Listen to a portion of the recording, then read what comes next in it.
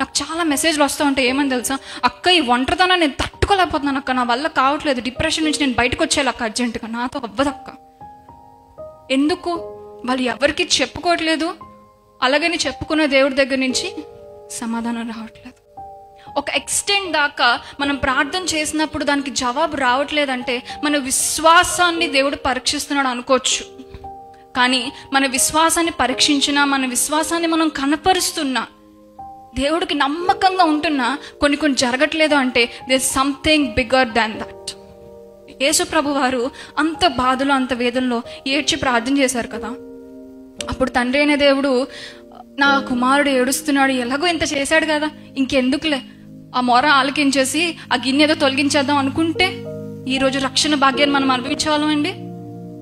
లేదు కదా. ఆ రక్షణ భాగ్యం అనుభవించడం అనే ఒక ఉద్దేశం నెరవేర్చబడాలంటే చేయని వదిలేయాల్సి వచ్చింది. It has to happen for the purpose. తన ప్రియ కుమారుడైన యోబు అక్కడ కన్నీరు కారుస్తున్నాడని మొత్తం నార్మల్ చేసేసి ఉంటే ఎవరు గెలిచేవారండి? సాతాను గెలిచేవాడా, మనం గెలిచేవాళ్ళమా? కానీ సాతానుకు ఓడించాలంటే, ఆ పర్పస్ ఫుల్ఫిల్ అవ్వాలంటే తండ్రి అయిన దేవుడు యోబు నుండి తన ముఖాన్ని తిప్పుకోక తప్పలేదు. కొన్నిసార్లు మన ప్రార్థనకు జవాబు రావట్లేదు, ఆలస్యం అవుతుంది అని అన్నప్పుడు మనకు ఏమనిపిస్తుంది అంటే అసలు దేవుడు వినట్లేదని మనకు అనిపిస్తుంది. కానీ ఏంటి తెలుసా, you have some bigger purpose attach to your life. Hallelujah. మీ జీవితానికి ఏదో ఉన్నతమైన ఉద్దేశం ఒకటి అటాచ్ అయి ఉంది, అది నెరవేర్చబడాలి. కాబట్టి కొన్నిసార్లు జవాబులు రాకపోవడం కాదు, జవాబులు ఆలస్యం అవుతాయి అంతే. ఎందుకు ఆయన సిలువ ఎక్కారన్న ఒక క్లారిటీ యేసు ప్రభు వారికి ఉంది. సో తండ్రి అయిన వారు ఆయన ప్రార్థన వినకపోయినా, ఆయన చెయ్యి వదిలేసినా, ఓకే ఇది చెయ్యాలి కాబట్టి, ఇది ఫినిష్ అవ్వాలి కాబట్టి వదిలేసి ఉంటాడులే తండ్రి అని ఒక అండర్స్టాండింగ్ యేసు ప్రభు వారికి వచ్చి ఉంటుంది. అవునా? మరి యోబు సంగతి ఏంటి? పైన జరిగిన సిచ్యువేషన్ యోబుకు తెలుసా? తెలియదు. దేవుని ఉద్దేశం గురించి యోబుకు ఆల్రెడీ తెలుసా? తెలియదు.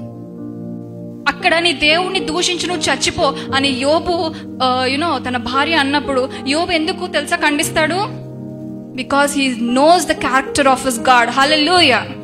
దేవుని స్వభావం ఏంటో, దేవుడేంటో యోబుకు తెలుసు. దేవుని చిత్తం ఏంటో తెలియకపోవచ్చు, కానీ దేవుని క్యారెక్టర్ ఏంటో యోబుకు తెలుసు. నా దేవుడు నమ్మకస్తుడు, నన్ను సిగ్గుపరచడు, ఏం జరిగినా జరగకపోయినా దేవుడు మాత్రం నా తల వంచనివ్వడు అనే క్లారిటీ యోబుకు ఉండుంటది.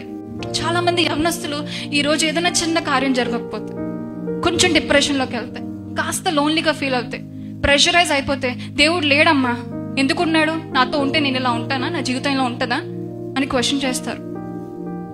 బట్ నేను చెప్పేది ఏం తెలుసా, the people who don't know God's character will curse him, but the people who know God's character will compromise for him.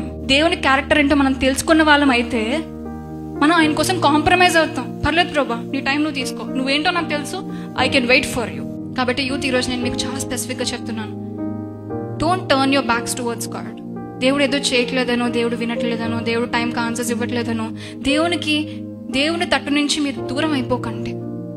There must be a good reason. Okay, దేవుడికి కూడా కొంచెం టైం ఇవ్వండి మీ story రాయడానికి. Let's embrace the journey God is giving us.